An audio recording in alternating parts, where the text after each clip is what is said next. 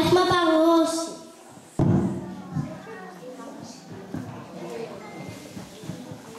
Μας δίνετε λίγο.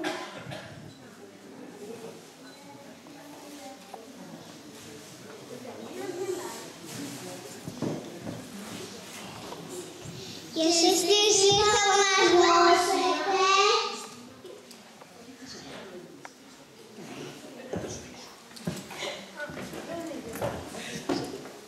Ό,τι ζητήσετε.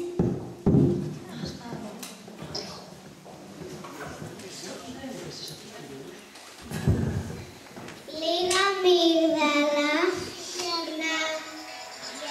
Γιατί πήγαμε σαν λύκη. Πώς θα γίνει αυτό? Θα μας το δώσει ο κοφών κουραμπιές.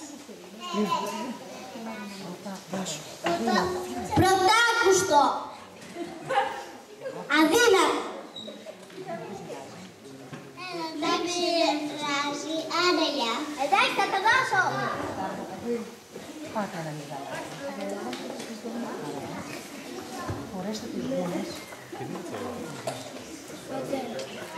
Φορέστε τη γούνα στα παιδιά τώρα για να στείλουνε. Ένα πετρούλα, δώσε τη γούνα σου στην... Φόρεσέ την. Άντε πετρούλιτσα, πιο γρήγορα πετρούλα μου. Έλα Γιώργο, πάρ' τη γούνα.